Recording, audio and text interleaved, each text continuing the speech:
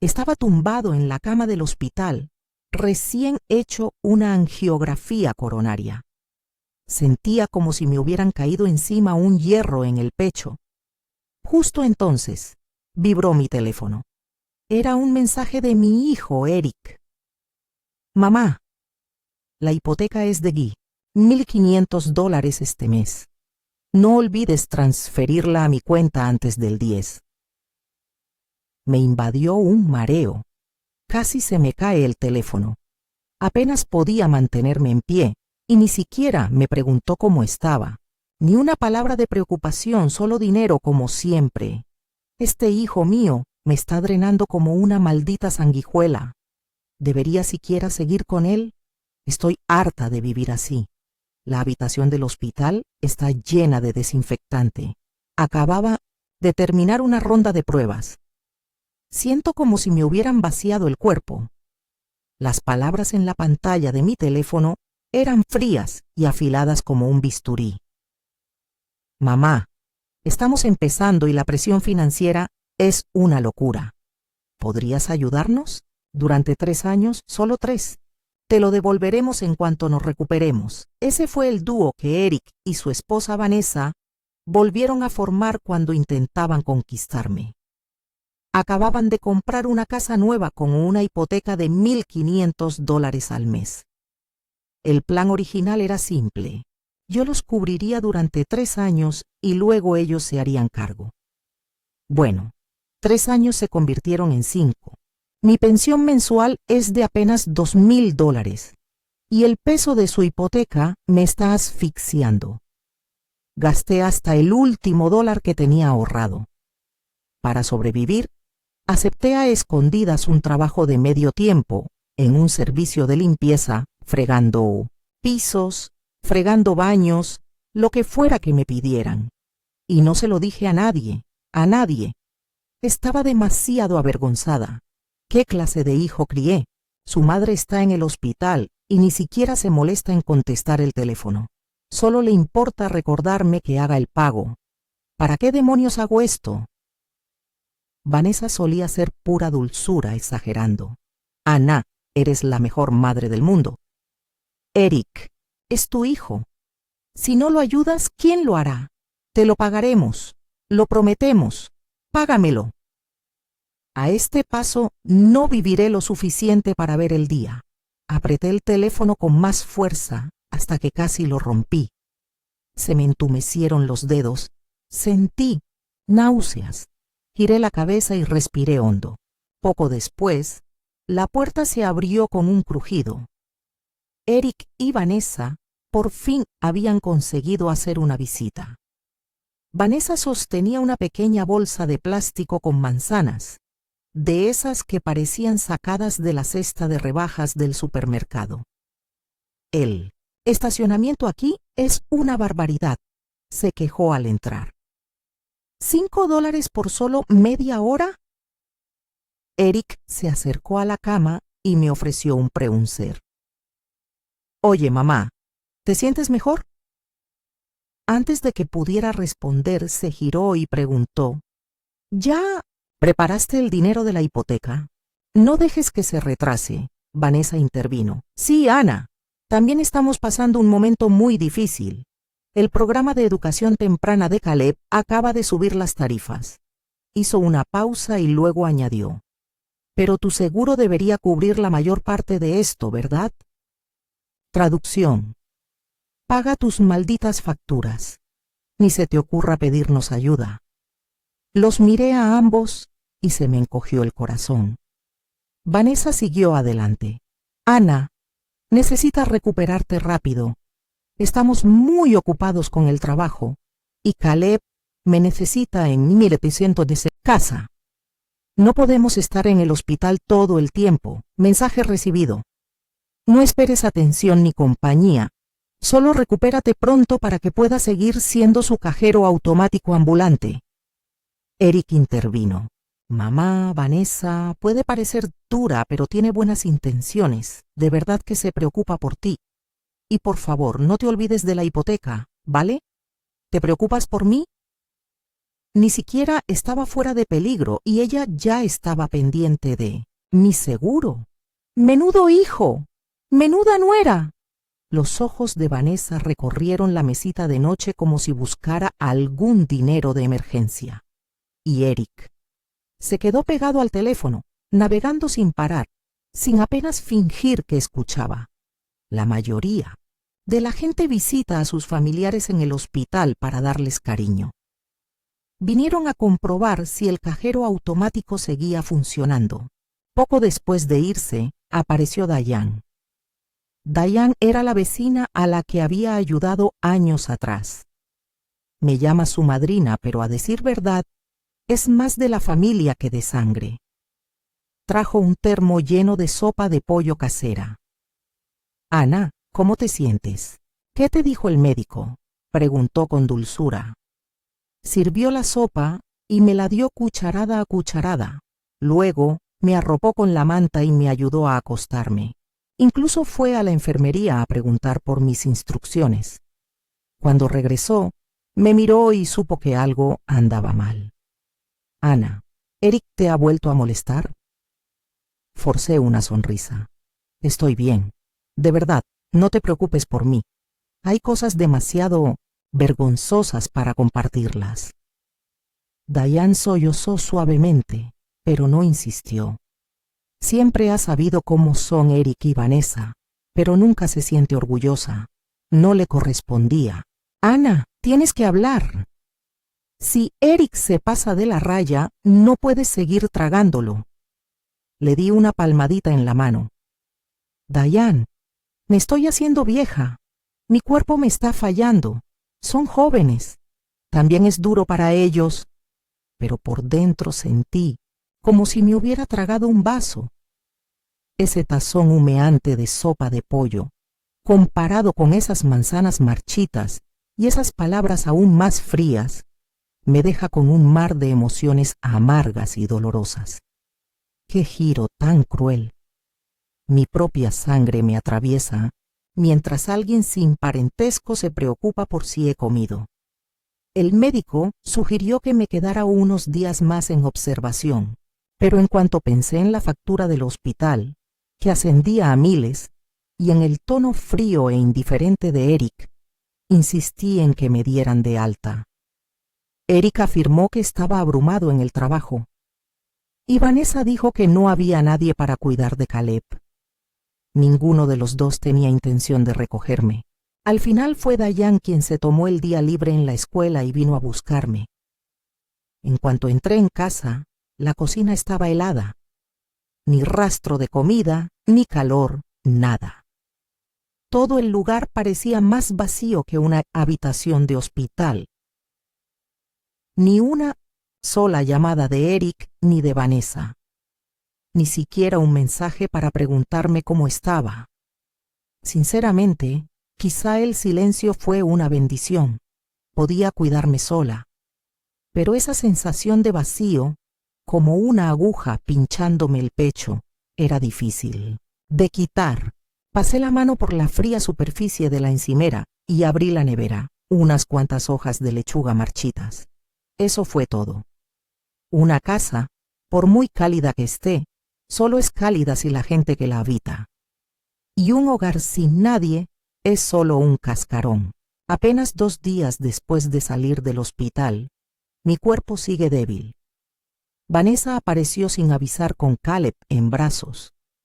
El pequeño rebosaba energía, con las mejillas sonrosadas, sin rastro alguno de enfermedad.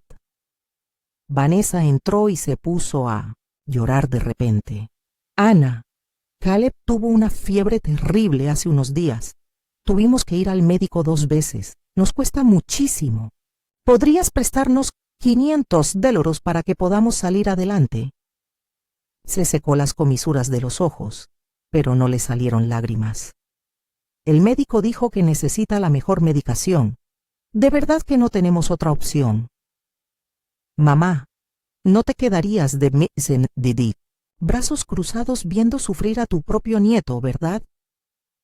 Miré la carita radiante y saludable de Caleb y se me ablandó el corazón. Después de todo, era mi nieto. La pequeña pensión que acababa de recibir debía cubrir la hipoteca, pero apreté los dientes, saqué $500 y se los di. El rostro de Vanessa se iluminó en cuanto el dinero tocó sus dedos, soltó unos cuantos agradecimientos vacíos y salió corriendo con Caleb. Ni siquiera se quedó para un vaso de agua. Esa mirada de satisfacción cuando se guardó el dinero. Lo vi claro como el agua y aún así me lo tragué. Ese era mi único ingreso del mes. Ahora que le daría el dinero, ¿qué pasaría con la hipoteca? Se suponía que iba a mendigar otra vez. Para ellos yo no era una madre. Yo era como una chequera andante y parlante. Por culpa de esos 500 se me pasó la fecha límite de pago. El banco llamó directamente a Eric. Me llamó enseguida y en cuanto contesté explotó. Mamá, ¿por qué no se ha pagado la hipoteca? Me acaba de llamar el banco. ¿Piensas abandonarnos ahora? Parecía que se había tragado un petardo. Vanessa intervino desde el fondo con voz aguda y cortante. Ana, ¿qué intentas hacer? Esto podría arruinarnos el historial crediticio. Y, por si fuera poco, metió en el lío a mi difunta suegra. La abuela de Eric decía, una verdadera madre prioriza a su hijo. ¿Qué haces ahora? Es pura egoísmo. Temblaba tanto que apenas podía hablar. ¿Sabes exactamente dónde fueron esos $500? Y tienes la audacia de usar a los muertos para hacerme sentir culpable. Pronto lo solucionaré. Salí corriendo con la voz apenas un susurro. Después de colgar, me temblaban tanto las manos que ni siquiera podía sostener un vaso de agua. El corazón me dio otra punzada, una punzada aguda. Me quedé mirando la foto de Helen, mi difunta suegra, colgada en la pared, con la amargura subiendo por mi garganta. Pasé mi vida criando a un hijo que resultó así, y aún así, él cree que no me he sacrificado lo suficiente para arreglar el agujero que acabo de abrir en mis finanzas. Me tragué el orgullo y fui a ver a Frank Delaney, un viejo compañero del hospital. Vivía en uno de esos edificios de apartamentos de antes de la guerra, llenos de escaleras estrechas y subidas empinadas. Para cuando llegué a su piso, casi me faltaba el aire. Cuando le expliqué por qué había venido, se detuvo. Su expresión oscilaba entre la lástima y la incredulidad. Me prestó el dinero de todos modos, pero había un tono extraño en su voz. Ana, tu hijo tiene casi 40 años. ¿Por qué sigues preocupada por su hipoteca? ¿No crees que ya es hora de que vivas para ti? Sus palabras me abofetearon. Forcé una sonrisa. Sí, solo fue un golpe inesperado. No volverá a pasar, pero por dentro sangraba. ¿De verdad no volvería a pasar? ¿Cuándo terminará? La luz del sol fuera de la casa de Frank era tan intensa que apenas podía mantener los ojos abiertos. Al otro lado de la calle, los vecinos charlaban en parejas y tríos, en voz baja, pero yo sentía sus palabras como pequeños cuchillos. ¿No se jubiló? ¿Por qué sigue pidiendo dinero prestado? Es vieja y su hijo todavía se aprovecha de ella. Es una pena. Me siento como una broma andante. En nombre de la maternidad, casi me desnudé. Incluso la última pizca de dignidad se estaba agotando. Una vez que reuní lo suficiente para pagar la hipoteca, pensé que tal vez, solo tal vez, tendría unos días de paz. Unos días después, preparé una nueva tanda de mermelada de naranja y pensé en dejarla en casa de Eric. En cuanto entré, Vanessa se acercó corriendo, radiante. Ana, Dios mío, acabamos de ver una casa increíble. Agitaba el teléfono como un bastón, mostrándome fotos y planos. Un barrio privilegiado, a 5 minutos de la primaria Lakeview. ¿Te imaginas a Caleb creciendo aquí? Seguro que iría a la Ivy League. Sus ojos brillaban de ambición, no de alegría. El precio de esa casa era para parar el corazón, y no tenían ni un centavo para la entrada. Entonces, justo en la pregunta, se volvió hacia mí con ese encanto calculador que me resulta familiar. Tu antigua casa es un poco pequeña y anticuada, Ana. ¿Por qué no la vendes para ayudarnos con la entrada? Sonrió dulcemente. Podrías mudarte con nosotros. Ayudarías a Caleb y te cuidaríamos. Todos saldrían ganando. Eric intervino como si lo hubieran ensayado. Sí, mamá. Es para Caleb, de verdad. Siempre estás sola. El frío que sentí entonces no era del aire acondicionado, era de sus palabras, esa casita que estaban tan ansiosos por tirar a la basura. Era el único hogar que había construido con mi difunto esposo. Lo único en mi vida que todavía siento intacto, mío. Y ahora querían desarraigarme, exprimirme hasta el último resto de mi valor y llamarlo cuidados. Siendo sinceros, lo que realmente querían era una niñera que viviera y no tuviera que pagar. Vanessa acercó su teléfono hojeando fotos brillantes de propiedades, hablando maravillas de la iluminación, el diseño abierto, el valor de reventa. Ni siquiera intentaba ocultar la avaricia en su rostro, pero no estaba mirando la casa.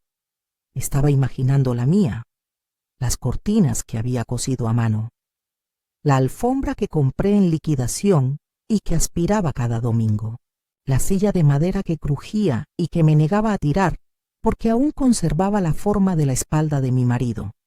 Para ellos, todo era cuestión de metros cuadrados y capital. No dije que sí, no de inmediato, y eso no les sentó nada bien. Empezaron a venir más a menudo, siempre solo para charlar, pero el tema siempre era el mismo. Un día, incluso trajeron un baúl lleno de provisiones. Vanessa sonrió radiante, con la voz desbordante de azúcar. Ana, tengamos una buena cena familiar esta noche. Tenemos algo importante que hablar. Sabía exactamente qué era lo importante. El mismo discurso de siempre, vender la casa. Durante la cena, se turnaron como luchadores de parejas. Un minuto era el futuro de Caleb. Al siguiente, la culpa. Si no te sientes cómodo con esto, quizá no podamos traer a Caleb tan a menudo, dijo Vanessa, encogiéndose de hombros. Traducción. Acepta o olvídate de ver a tu nieto. No pude comer ni un bocado. Sentía el pecho como si estuviera lleno de cemento húmedo, así que guardé silencio. Vanessa se inclinó hacia adelante, con una sonrisa fija en el rostro. Ana, piensa que es como si lo estuvieras haciendo por Caleb, ¿vale? Es tu nieto. Si no ayudas ahora, crecerá resentido contigo. Eric intervino, sin siquiera mirarme. Vamos, mamá. Deja de ser tan terca. Esa vieja casa tuya ya no vale mucho. Busquemos algo más nuevo. Podríamos vivir todos juntos. Sería divertido. Esto no se trataba de familia. Era una extorsión, y estaban usando a Caleb como palanca. Vanessa dejó caer un trozo de pechuga de pollo en mi plato como si le importara, mientras vomitaba culpa como si fuera veneno. Eric apenas levantó la vista, solo asintió cuando Vanessa necesitaba coristas. No había calidez en esa mesa, solo estrategia. El vino que me sirvieron no sabía a amor, sabía a control. El estrés llevaba semanas acumulándose, y esa noche finalmente me quebró. Al día siguiente, sentí una oleada de dolor tan intensa que me dejó sin aliento. Los médicos de urgencias me diagnosticaron gastritis aguda. Estaba muy deshidratada, vomitando, demasiado débil para sentarme. Acostada en la cama, mareada y vacía, logré llamar a Eric. Él escuchó mi voz débil y respondió secamente. Tengo clientes que atender esta semana. Le diré a Vanessa que te vea. En cuanto colgó, algo dentro de mí se quebró. Horas después, apareció Vanessa. En cuanto entró, arrugó la nariz. Dios mío, ¿qué es ese olor? Entró de puntillas con guantes y me sirvió un vaso de agua con la gracia mecánica de una enfermera, pero con la actitud de una inspectora de viviendas. Por un segundo pensé que quizá había cambiado de opinión. Luego se sentó al borde de mi cama, con la voz ligera como el aire. Ana, seamos sinceras. Ya no eres tan fuerte como antes. Quizás sea hora de empezar, ya sabes, a organizarlo todo. Era toda sonrisas, pero sus ojos no dejaban de desviarse hacia el cajón de mi escritorio. Sabía lo que buscaba, la escritura y la libreta vieja. Entonces llegó la pregunta casual, suave como la seda. Ah, por cierto, ¿dónde guardas esa vieja cuenta de ahorros? La contraseña sigue siendo tu fecha de nacimiento. No, deberías estar lidiando con todo esto tú sola. ¿Y si pasaba algo? Su voz se fue apagando, pero lo oí alto y claro. Haz un testamento, fírmalo todo a nuestro nombre. La miré a la cara, ansiosa, expectante, y se me heló el corazón. No estaba allí para ayudar. Estaba allí para inventariar los bienes. Sentía el cuerpo más pesado a cada minuto, pero mi alma ya se había entumecido. Desde la cama, la oía en la cocina tintineando platos como si fuera la dueña del lugar. El cajón seguía abierto. Los papeles que contenía aún resonaban entre sus dedos. Regresó sonriendo y dijo que tenía que irse. Caleb tenía clase de arte. Asentí. No la detuve. En cuanto cerró la puerta, me levanté y caminé hacia el cajón. Guardé cada documento en su sitio, página por página. Al tocar la escritura me temblaron las manos. Los bordes estaban ligeramente arrugados. Ella lo había manipulado. Me quedé mirando la línea que decía, Dueña Ana Mitchell. No esperaban a que me recuperara. Esperaban a que perdiera el control. No pegué ojo esa noche. La diarrea no paraba y sentía el estómago como si me lo hubieran raspado con un cepillo de alambre. Incluso sentarme a beber agua me costó muchísimo. Sola, me arrastré fuera de la cama, con las pantuflas húmedas y frágiles, y me arrodillé en el baño para limpiar el suelo. El agua fría me corría desde las muñecas hasta el pecho. La casa estaba tan silenciosa que resonaba. Puedo oír el tic-tac del reloj de pared. Cada segundo era un duro recordatorio de lo larga que se había alargado la noche. Vanessa no regresó. Eric no llamó. Me senté en el inodoro, mirando la mancha que no había logrado limpiar, y mi mente dio un salto de más de una década atrás. Cuando mi esposo estuvo hospitalizado, desangrándose en plena noche, me arrodillé en ese suelo estéril, limpiándole la sangre con pañuelos desechables. Y luego llevé un cubo medio lleno para lavarlo y cambiar las sábanas. Nunca pensé que fuera demasiado sucio, demasiado agotador. Simplemente lo hice. No, un ataque de gastritis. Y de repente me convertí en una carga, un rollo. ¿Cómo terminé aquí? Justo cuando el cielo empezaba a aclarar, por fin me senté a descansar un momento. Fue entonces cuando sonó el timbre. Era Diane. Estaba allí de pie, sosteniendo una bolsa de papel con el desayuno. Frunció el ceño al verme. Ana, no te ves bien. Dejó la bolsa en la encimera de la cocina y se dirigió directamente hacia mí. Tiré del cuello de mi camisa, intentando ocultar la ira que sentía. No es nada. Ayer comí algo malo. No dijo nada.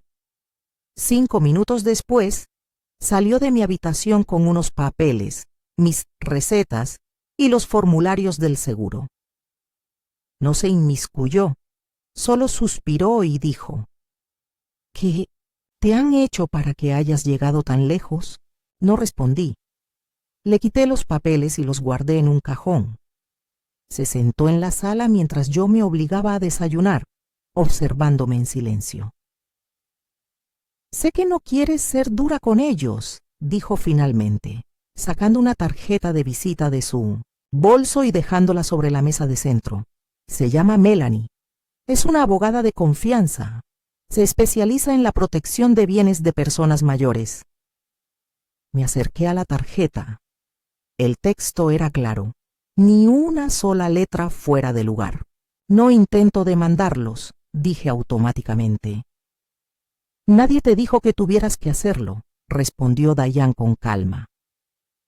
Se trata de evitar que te arrebaten lo que es tuyo.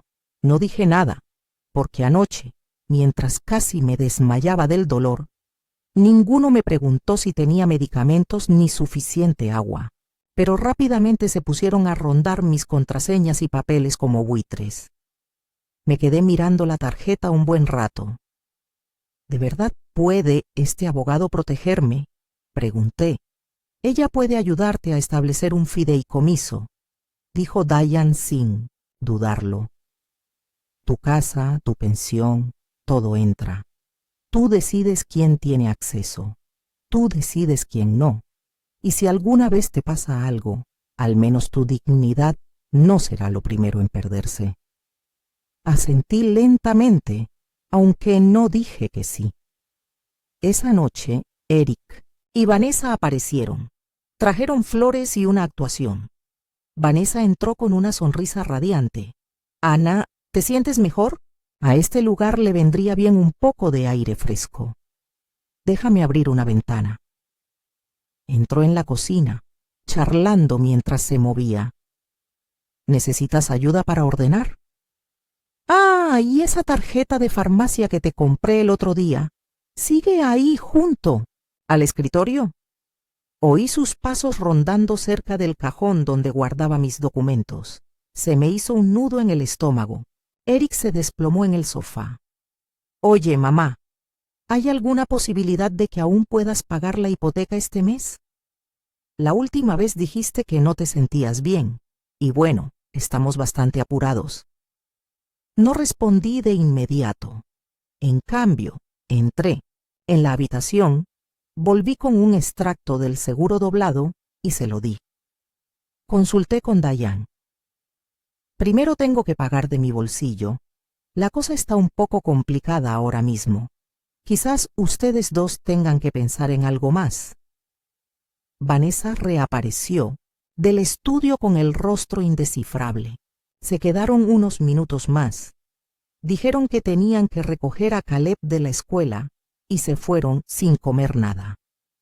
En cuanto la puerta se cerró tras ellos, me acerqué a la mesa. Habían movido mi carpeta. La escritura que había guardado al final ahora estaba justo encima. La portada de mi expediente del seguro tenía nuevas arrugas. Me quedé mirando el montón de papeles durante unos buenos 30 segundos. Luego me di la vuelta, volví al sofá y cogí el teléfono. Diane, dije con voz firme y baja, quiero ver a ese abogado que mencionaste lo antes posible. Diane me esperaba en el coche. El sol de la mañana era suave y cálido. Me abrigué con un abrigo y me puse un sombrero bajo, con aspecto de ir al supermercado, pero no íbamos en coche. Fuimos al centro, a un viejo edificio de oficinas sin ningún cartel llamativo, solo planeando una pequeña placa de bronce junto a la puerta, que decía Melanie Cross, derecho de la tercera edad y bienes raíces. Estaba sentada tras un escritorio ordenado, con gafas de montura fina y expresión tranquila. No era la típica abogada agresiva y habladora, sino más bien una persona de voz suave y mesurada. Señorita Ana, está aquí porque quiere proteger su hogar, sus bienes y su derecho a tomar sus propias decisiones. ¿Es correcto? Asentí. Mi corazón latía con fuerza. Luego, Necesitamos establecer 3 cosas, dijo. Primero, un fideicomiso revocable. Todo lo que usted posea se transferirá a él. Segundo, un apoderado para la atención médica, de modo que, en caso de emergencia médica, las decisiones las tome alguien de confianza. Y tercero, una cláusula de desheredación que establezca claramente que su hijo y su nuera no recibirán nada de su patrimonio. Lo dijo claramente y escuché cada palabra. Una vez firmado, añadió, no podrán tocar ni un solo aroma, aunque un día no puedas hablar por ti mismo. Me mordí el labio y miré a Dayan. No intentó convencerme, solo asintió en silencio. No quiero llevarlos a juicio, dije. No. Tienes que hacerlo, respondió Melanie, deslizando un bolígrafo por el escritorio. Solo tienes que asegurarte de que nunca más vuelvan a secuestrar tu vida. Me temblaba la mano al firmar, pero no me detuve. La casa, la cuenta de jubilación, todas las cuentas bancarias que recordaba. Lo transferí todo al fideicomiso. Solo yo sabía la contraseña de la nueva cuenta. Designé a Dayan como fideicomisaria suplente. Le pedí a Melanie que incluyera una cláusula. Los beneficiarios no pueden transferir ni reasignar las partes de la herencia a menos que el otorgante las modifique personalmente por escrito. Ella asintió y dijo, «¿Lo tienes claro?» Al salir, me entregó una copia de los documentos. «No es para asustarlos», dijo, «es solo un recordatorio. No dejas nada al azar». En cuanto llegué a casa, cambié las cerraduras. Encontré un cerrajero que no perdió el tiempo, en 30 minutos. Le di la única llave de repuesto a Dayan. Luego cerré la vieja cuenta de ahorros y abrí una nueva en línea con doble contraseña y autenticación de huella dactilar. Desactivé todas las funciones de transferencia familiar automática. Guardé mis recetas en un armario con llave. Guardé la llave detrás de una vieja botella de aceite en un rincón de la cocina.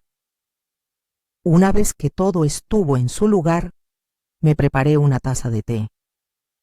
La misma casa de siempre, alfombra desgastada, pintura descascarada, periódicos cuidadosamente apilados, pero por primera vez supe que me pertenecía a mí y solo a mí. Al anochecer sonó el timbre. Eran ellos. Eric estaba de pie, con Caleb en brazos, sonriendo, mientras Vanessa llevaba una olla de sopa.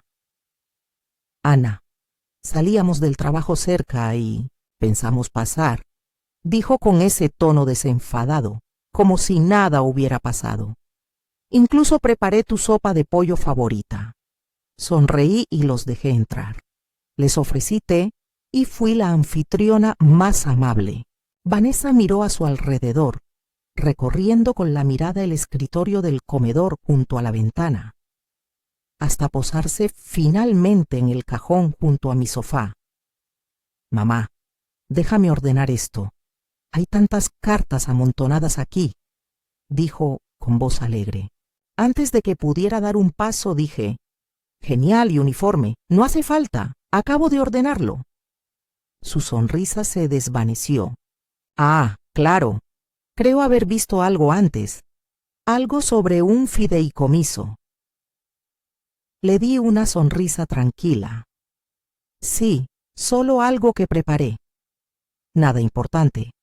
Por si acaso de repente digo, no quiero ser una carga para nadie. Eric dejó su taza de té. Su expresión cambió. Mamá, ¿qué quieres decir exactamente? Nada, dije en voz baja. Solo me aseguraba de que todo estuviera en su sitio. No hay lugar para la confusión. La compostura de Vanessa se quebró por un segundo, pero se recuperó enseguida. Ana, no seas así. Vinimos solo a verte. Asentí y me senté un rato, pero no toques mis cosas. El aire se volvió petrificado. Se quedaron menos de 10 minutos antes de que Vanessa dijera que Caleb se estaba inquietando y se fueron. Los acompañé hasta la puerta. Los vi bajar las escaleras y las cerré silenciosamente tras ellos. Luego volví a la cocina, tomé mi cuchillo y seguí cortando verduras mientras las noticias de la noche murmuraban en el viejo televisor. La luz del sol caía sobre el fregadero y, en ese momento, supe que por fin había hecho lo correcto. De vuelta en casa, Vanessa explota. Tiró el abrigo de Eric al sofá. Te quedaste ahí sentado tomando té.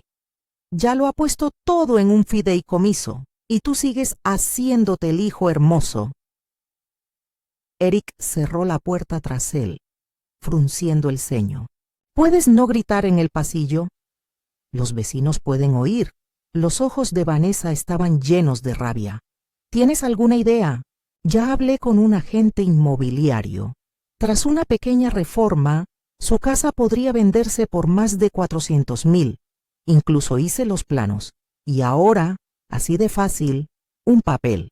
Y ni siquiera te mencionan. Eric se quitó el abrigo y se hundió en el sofá, sin palabras. No es que no le importara. Es que por primera vez se dio cuenta de que mamá no solo era sensible, lo decía en serio. Ella los había recortado. De principio a fin, nunca levantó la voz. Solo dijo, no toques mis cosas. Pero ahora lo entendía. Ese era un límite. Y en todos estos años ella nunca había puesto uno. Al día siguiente, vino solo a mi casa. No trajo a Vanessa. Sin avisar, simplemente apareció. Mamá, dijo, moviéndose inquieto en la puerta. Quiero hablar. Abrí la puerta y me hice a un lado para dejarlo entrar. Esta vez se quedó callado. Se sentó en el borde del sofá sin apresurarse. Tras una larga pausa, por fin habló. Últimamente he estado pensando en el pasado. Guardé silencio y le serví un vaso de agua tibia, colocándolo con cuidado delante de él. ¿Te acuerdas de cuando tuve varicela de niño? Te quedaste en casa conmigo 2 semanas. Incluso cancelaste tus turnos de noche en el hospital. Todavía recuerdo esa sopa de verduras que preparaste. Asentí. Lo recuerdo. Esbozó una leve sonrisa nerviosa. Sé que Vanessa puede parecer dura. Es así. Y sé que yo también he cometido errores, pero nunca tuvimos la intención de hacerte daño. Acabamos de estar bajo mucha presión. Me senté despacio y lo miré. Mi voz sonaba firme. ¿Sabías que la última vez que vino revisó mis cosas? La sonrisa de Eric se congeló. Abrió la boca para hablar, pero la volvió a cerrar. Ella pensó que no me había dado cuenta. Continué, pero la vi hojeando mi escritura 3 veces. Incluso estudió las marcas en la parte de atrás de la carpeta. Bajó la cabeza y el agua de su vaso onduló ligeramente. Solté un suspiro silencioso. Eric, cuando tenías fiebre de niño, me pasaba la noche en vela cambiándote toallas frías por la frente. Después de que creciste, te he rescatado incontables veces. Puedo soportar ser pobre. Puedo soportar estar cansado. Incluso puedo soportar que no me valoren. Pero no me quedaré de brazos cruzados mientras me desangran. No dijo ni una palabra. He puesto la casa en un fideicomiso, dije. No heredarán ni un aroma. Cuando me vaya, lo donaré al fondo local del refugio para mujeres. No había ira en mi voz, ni tristeza, solo claridad. Una última muestra de bondad de una madre que había despertado. Eric se puso de pie rígido. Así que esto es venganza. Yo también me puse de pie, mirándolo a los ojos. No, esto es protección. No respondió. Salió. La puerta no se cerró, de golpe, pero aún así me golpeó en el pecho. 2 días después, recibí una llamada. Era una amiga de la iglesia. Su voz era baja. Ana, no sé si debería decírtelo, pero tu nuera ha estado contactando a algunos de nuestros viejos amigos. Dice que no te ha ido bien últimamente, que tal vez tu estado mental es inestable. Insinuó que la familia podría tener que intervenir. Me quedé en silencio, escuchando. Me preguntó si se me olvidaban cosas. Todavía podía cocinar. Si alguien me estaba preguntando cómo estaba. Apreté el teléfono con más fuerza. Sentí un escalofrío en la espalda. Había dado el paso. No a través del testamento, no con un abogado. Venía por mi cordura. Colgué y marqué inmediatamente a Melanie. Necesito añadir una cláusula. Dije una exención de tutela y un mecanismo de activación legal. Si alguien difunde información sobre mi estado mental, quiero el derecho a demandar. Melanie hizo una pausa al otro lado de la línea. Luego preguntó, ¿ya empezaron? Respondí, ya están en camino. Luego llamé a Diane por segunda vez. Necesito que investigues algo por mí. Vanessa ha estado contactando a la gente, a los miembros de la iglesia, a los vecinos del preescolar, a quien sea. Quiero que cada palabra que digan sirva de prueba para mi represalia. No voy a esperar a que me acusen. Serán ellos los que se arreglen. Los domingos por la mañana en la iglesia siempre había silencio. Apoyándome en mi bastón, me dirigí a la sala comunitaria detrás del santuario principal. Era la reunión semanal del grupo de mujeres.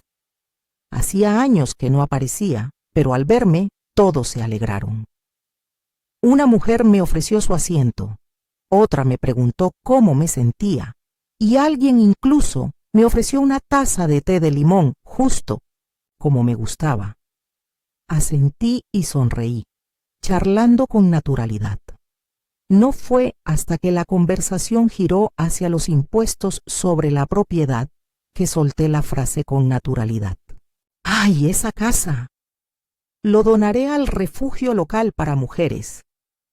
Pensé que es mejor darles un techo a las mujeres que no tienen dónde ir que dejárselo a alguien en particular. Algunas se quedaron atónitas por un momento, luego sonrieron y asintieron. Ana, siempre has tenido visión, dijo una con cariño. Añadí lo suficientemente alto. Los fideicomisos ya están establecidos. ¿Alguien piensa que puede venir a reclamarlos después? Demasiado tarde. Eso provocó una ráfaga de risas. Yo también sonreí, pero sabía exactamente lo que hacía. La noticia llegará a Vanessa en 3 horas como máximo. Efectivamente, ni siquiera una hora después de que llegara a casa, Vanessa irrumpió en mi puerta. ¿Qué demonios haces, Ana?, gritó, dando un golpe en la mesa. Eric me siguió, pálido, como un fantasma. ¿Estás loco? Vas a donar toda la casa. Dejé el cuchillo que estaba usando y los miré con calma, sonriendo.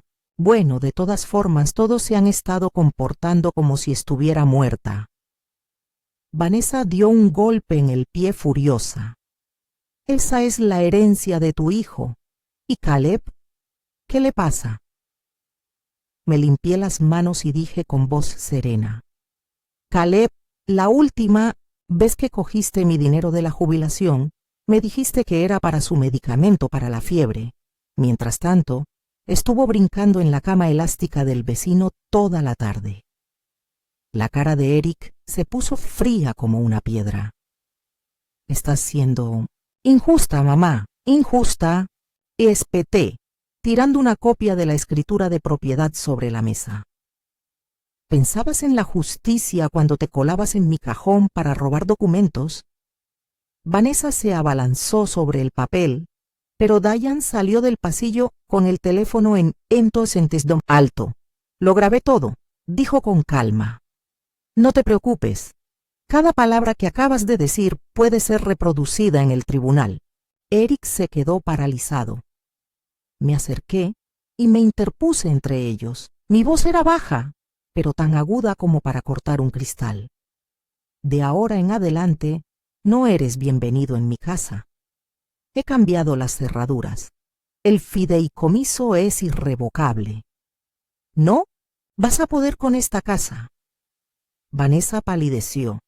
¿No temes que te demandemos? Solté una risa fría. Adelante.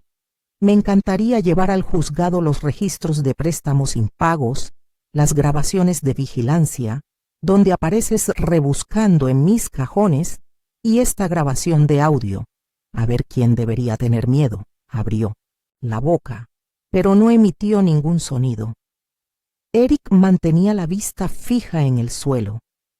Los empujé hacia la puerta principal y la cerré con fuerza tras ellos. Seguían gritando afuera. Giré el cerrojo. De vuelta en la cocina, la sopa seguía hirviendo a fuego lento. Tomé el cuchillo, eché las verduras picadas a la olla y revolví como si nada, pero sabía que esta vez sí que se habían quedado sin opciones. Vanessa no volvió a tocar, pero la tercera noche sonó el teléfono. Era Eric. Mamá, ¿podemos hablar? Su voz era suave, su tono cauteloso, como si fuera a colgar en cualquier momento. No dije nada, solo escuché. Caleb ha estado preguntando por ti, dijo. No entiende por qué no llamas porque ya no lo recoges. Le dije que estabas ocupado, pero en realidad fuimos demasiado agresivos. Vanessa es impulsiva, pero no es mala persona. Él es solo un niño. Es inocente. Mientras hablaba, sincronicé la llamada con Diane a través de mi grabadora Bluetooth. Cuando terminó, solo le di una respuesta. ¿Recuerdas lo que dijiste en mi casa ese día? Lo grabé. Hubo una pausa. Lo sé. No intento amenazarte. Solo me pregunto si hay alguna manera de que podamos. No la hay, lo interrumpí. Acéptalo, Eric. Y colgué. A la mañana siguiente, mi abogada, Melanie, envió una carta formal de cese y desistimiento dirigida tanto a Eric como a Vanessa. Asunto: notificación de acciones legales relacionadas con los intentos de controlar el patrimonio de la persona mayor. El cuerpo describe incidentes específicos, resúmenes de audio y copias de documentos. Declaró la revocación total de sus poderes notariales médicos y sus derechos de contacto en caso de emergencia. Advierte sobre las consecuencias legales inmediatas de cualquier interferencia o difamación futura. En la siguiente reunión de Mires y Síntesis y la Iglesia, hablé públicamente sobre ello por primera vez. No mencioné nombres, dije que pondría mi casa en un fideicomiso irrevocable, porque estaba harta de que me trataran como un cajero automático ambulante en vida. Algunos aplaudieron. Otros guardaron silencio. Unos cuantos acercaron sus sillas y susurraron. Estoy pasando por lo mismo. Empezaron a llamarme la valiente, la mujer que se mantuvo firme. No buscaba admiración, ya me harté. Ese viernes fui a la Universidad de Caleb y me senté con el decano. Ya no soy su contacto de emergencia. Le dije, no pagaré la matrícula, ni los gastos médicos ni nada más. Tiene padres. Es su turno de dar un paso al frente. El decano pareció sorprendido, pero asintió al final. Gracias por ser claro. Al salir de la escuela, vi a Vanessa en el estacionamiento. Estaba pálida, aferrada a su teléfono, mirándome fijamente. Abrió la boca. Ana. Me detuve a 2 pasos, mirándola a los ojos. Adiós, Vanessa. Intentó hablar, pero no esperé. Me alejé sin mirar atrás. Esa noche llegué a casa. Había 2 avisos pegados en la puerta. Una era la confirmación oficial de la donación de mi propiedad al Centro de Mujeres. La otra era un resumen de la enmienda del fideicomiso, escrito de mi puño y letra. La casa pasará a llamarse Helen Place después de mi fallecimiento, un refugio para mujeres necesitadas. Elegí el nombre deliberadamente. Helen era mi suegra. Usaron su recuerdo durante años para hacerme sentir culpable. Ahora su nombre vivirá donde jamás se les permitiría poner un pie. Unos días después, un vecino me contó que Eric había sido reasignado discretamente en el trabajo. La nueva directora de recursos humanos, al parecer la hermana menor de uno de sus compañeros de la universidad, había oído la historia de cómo intentó presionar a su anciana madre para que le cediera la casa. Ya no gestionaba las mismas cuentas de clientes. Vanessa también había sido desplazada en la iglesia. Unas mujeres me llevaron aparte y me susurraron.